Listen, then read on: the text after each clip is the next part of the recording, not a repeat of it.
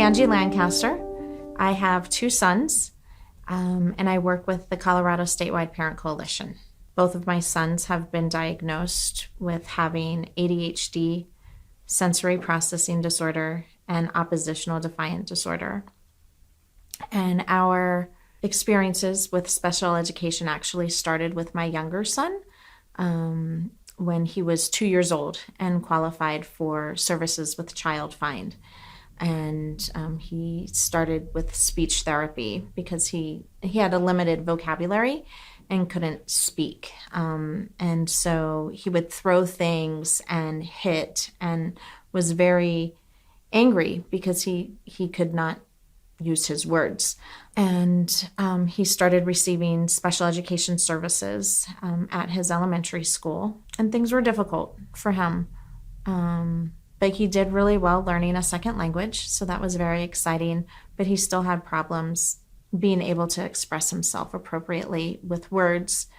And then one day I got the phone call that every parent never wants to have, and that my child was getting suspended. And this was a 5-year-old who had significant speech delays and had an IEP, had been diagnosed with severe ADHD as well. And it was a very traumatic experience to have that for such a little young boy. And what he had done is kicked another student who was hurting one of his friends. And he couldn't understand why he wasn't allowed to protect his friend. Around this time, my older child was also starting to receive special education services. He actually started in 3rd grade with his IEP, and that was at the request of his teacher. He had a 504, but we knew that he needed more support.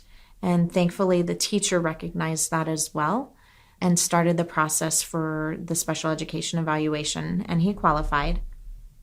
And we didn't really know what our rights were, even though our youngest had been having special education services for so long by this time. We didn't know all of the things that I know now, that I didn't have to sign certain papers, that I could ask for an advocate to be in the meetings, that I could bring a friend or a family member. Those rights weren't made clear. And even though I was given the book of rights and responsibilities for parents, and I read it, it was a lot of information, and I have a higher level of education. I have a bachelor's degree, so I feel like I'm a fairly intelligent person, but this was still above my level of understanding. And I didn't know. And also, it's a lot to deal with just everything that happens in life in general. And then to have 2 children that have these significant needs. Our home life was very difficult. Mornings were extremely difficult, having 2 children with ADHD and trying to get them ready in the morning for school and be on time. You know, the saying of, oh, there goes a butterfly. Like, that was our morning every day. And then because they both also have the ODD and the sensory processing disorder, it was very hard. Like, we wound up having to make schedules that when one child was eating breakfast, the other had to be in another room, and then they would swap, and then we would all go together. And then it wound up being that my husband took one kiddo to school and I took the other kiddo to school, in separate cars. I mean, there's just so much difficulty to start out every day. Like, it got to the point where I just didn't even want to get out of bed in the mornings, and just wanted my husband to have to deal with everything, because it was just so hard to think about having such a difficult morning of an hour of fighting and then having to go to work and deal with people. Once I found out about the ability to ask for special education advocates to come into the special education meetings, I did that. And we had somebody from the ACL work with us for both of our children for a couple of years, and now have hired a private special education advocate to work especially with my older child. We had a situation, he's now in 11th grade, and he transitioned from his IEP to a 504 when he moved from middle school to high school 2 years ago, which was during the pandemic. And I knew, and I would never have recommended to any other parent to make such a change going from an elementary school to a middle school, or a middle school to a high school. And I definitely would never have recommended to a parent to make such a change during a pandemic. And yet I did it. I lost all sorts of intelligence that I thought I possibly had, and agreed to the change to a 504 because he was meeting his goals. And that was one of the worst decisions I could have ever made. 9th grade went poorly for him. 10th grade, even worse. And by the end of 10th grade, like I said, I understood my rights at that time. And I sent an email to the school counselor stating that I wanted my son to be reevaluated or evaluated again for special education services, because I knew that he was not doing well. And the response back from the counselor was, yes, I had the right to ask for a special education evaluation, and I needed to talk to an administrator about it. And that was it. And I'm so grateful and thankful to the group of people that I work with, and then also that the people that I know, that I knew that was not okay. That was not an all right response. The school counselor should have started the proceedings, should have put me in contact with the person. All she said was contact an administrator. And prior to that, which this really hurt, we were concerned about my husband and I were concerned about our son's grades. He was missing 25 to 27 assignments. He had a D in one class, almost a D in another class. And we're like that, he's in high school now, like grades matter. He's going to need scholarships if he goes on to college. He's going to need academic scholarships.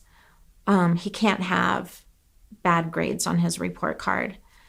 And so we told his counselor, that he needed more support. And her response at the time was that he was doing well. And I couldn't imagine in a world in which a trusted adult, such as a school counselor, would say that a child that's having these significant problems is doing well. And I emailed her and I said, so is this the bar that's set for Black boys, or all Black children, or all of BVSD students? Because this is not well. This is not good. This is not okay. And of course, she didn't respond. I let the principal know about that as well, and he didn't really want to address it either. So on top of the special education services, on top of the challenges and different learning abilities my children have, they're also Black.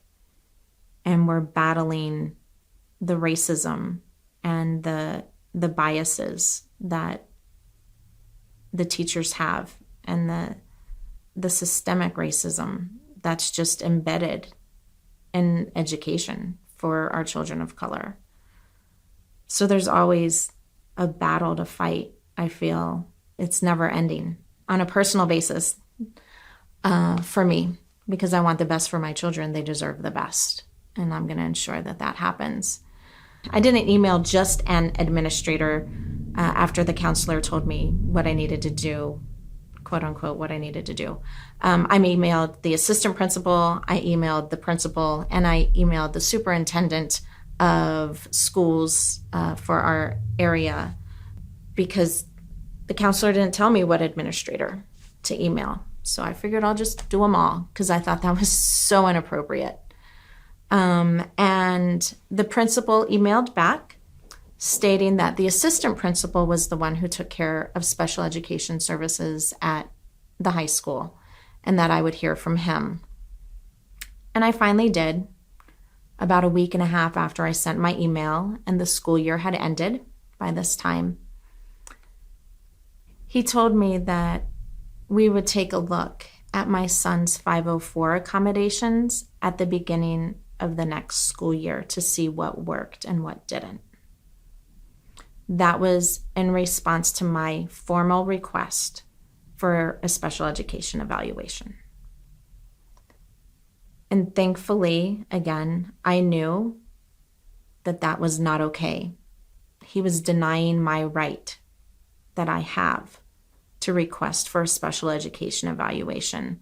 And I spoke with an advocate and I emailed him back again, along with the principal and Robin Fernandez, saying that that's not what I was asking for. And I again reiterated that I wanted to have my son evaluated for special education services, and that if he was denying me that right, that he needed to put it in writing as to why. And again, I only knew about the right to be able to ask for that because of all of the information I've gained over the years. If this was my first time, I wouldn't have known that. I would have just agreed. I would have just said, oh, okay, I guess that's what we have to do is go over the 504 accommodations. And then, hopefully by November, December of his junior year, maybe he'll start getting the supports, which would have been too late. We know that. I mentioned in my email that I knew about a complaint filed with the Office of Civil Rights currently that states that children of color, Black students, Latino students, Indigenous students are being denied appropriate evaluation services in a timely manner. So I mentioned that in my email and said that this goes right along with this OCR report. And again, thankfully, I just happened to be in the right place at the right time to even find out about that that complaint. And immediately, the principal wrote me back saying that the staff members were gone from the school at this point, and he would have to work with the special education department to find out, what could be done. Oh, because I had also included in my email, because I had done some more research, that once you ask for a special education evaluation, that they either have to put in writing why they're denying that, or they have to do the evaluation within 60 days. And we were on summer by this point. And so, they needed to do something over the summer, and that's also required. It doesn't matter if it's over the summer or not. It has to be done, bottom line.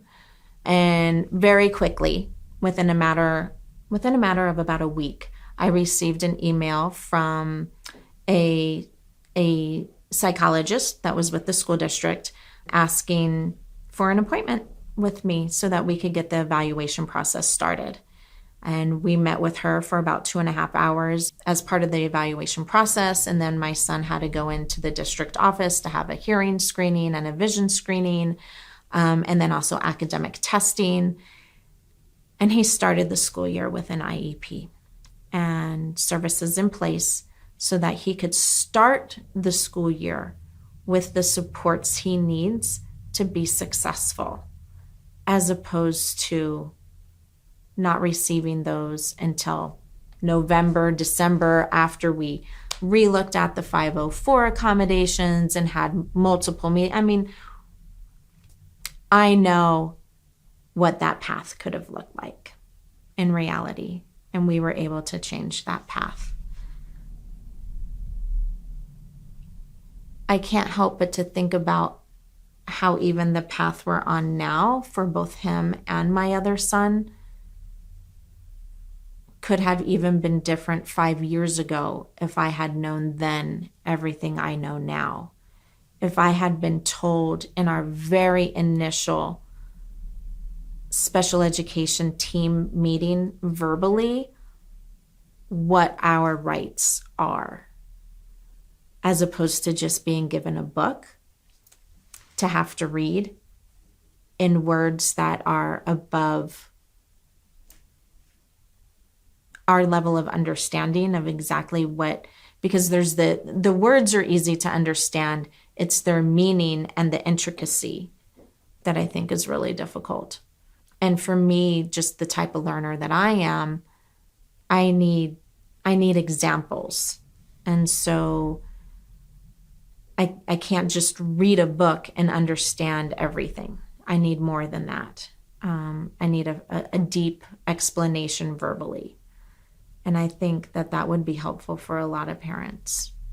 So some of the most important rights that I've learned that I have are not for me personally, but for families who don't speak English as a first language. They have a right to a professional interpreter in every single special education meeting. And if there is not a professional interpreter, the meeting can be canceled immediately without question. I think that is very critical. The moment you arrive and you see that the interpreter is not, the meeting shouldn't even start until the interpreter is there. But if an interpreter doesn't come, it doesn't matter if there's 32 people in the meeting. That meeting should not happen at all without an interpreter, professional interpreter, not the school secretary, not a bilingual teacher, not another person in the room who happens to speak the second language. It needs to be a professional interpreter, and certainly not a child.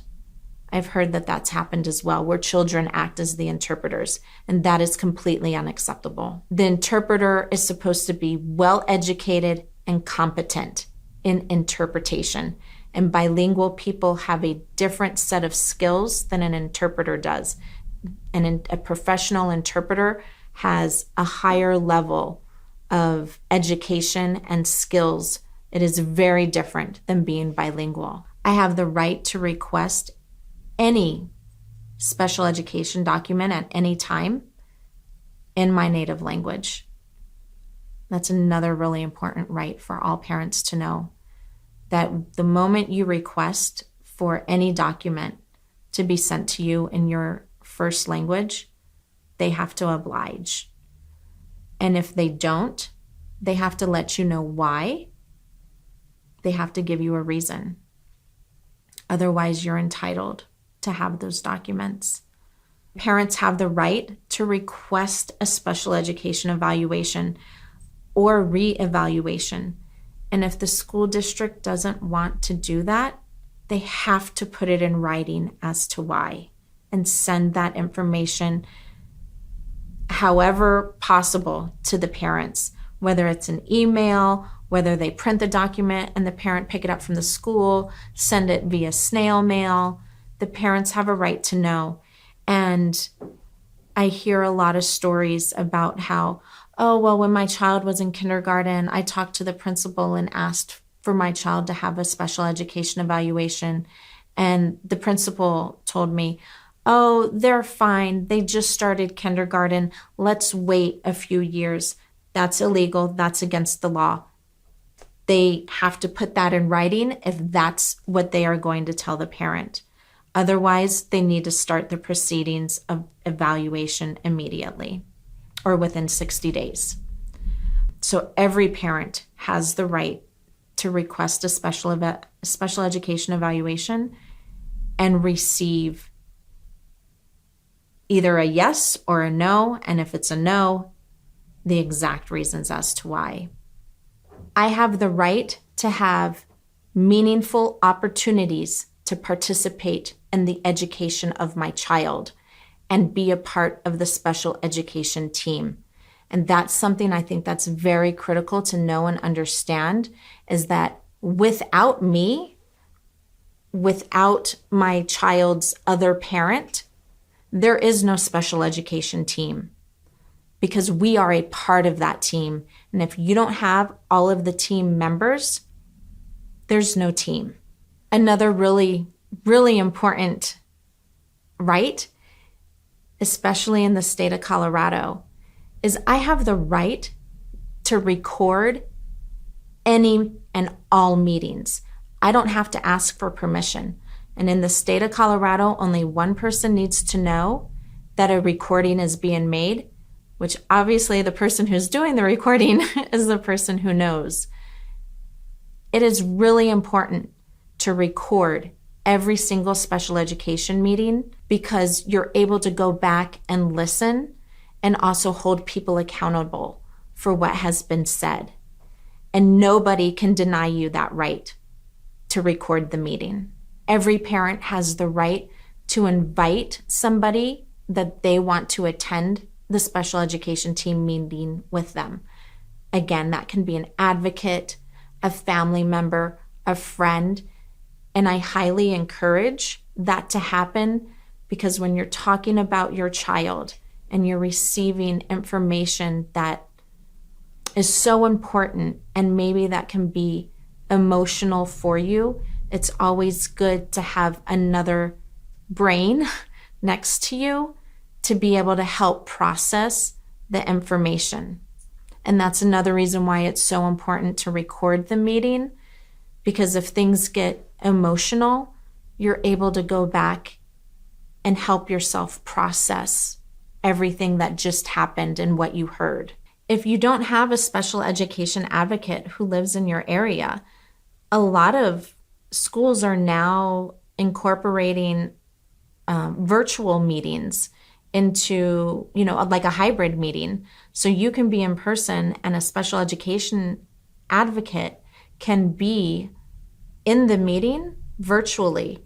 And a way to find special education advocates is to just Google special education advocate Colorado or special education advocate and the city that you live in or town you live in. And if you can't find somebody, contact the school district directly and let them know you want a special education advocate. And the school district should then give you a list of options. They can't recommend anybody, but they should have a list of options that are available. And that would be my advice, is to ask from the school district directly, most likely the special education department, for resources for special education advocates. And then if you're having problems, make a complaint to the Office of Civil Rights that you have asked for resources for a special education advocate and your are somehow being denied. During the special education meeting, if I don't feel that it's going appropriately, if I don't agree with how things are being said, how I'm being treated, I have the right to end the meeting at any moment in time. I have the right to ask for an extension of the meeting if the current meeting is lasting longer than what we had originally planned for. And I have the right to refuse to sign anything until I am as well as informed as I feel that I can be over everything that is being done. I don't have to sign anything. I don't have to agree to anything until I feel comfortable as the parent. I have the right, again, to not sign anything, especially if I don't understand what's written on the paperwork. I do not have to sign it if I don't feel comfortable that I know exactly what is going on, even if it's just one thing. I don't have to sign it. I don't have to agree. I have the right to ask for what's called an independent education evaluation, an IEE. If I do not agree with the evaluation results that have come from the district's evaluation, and I don't need to be worried about paying for this evaluation because the district has to pay for it.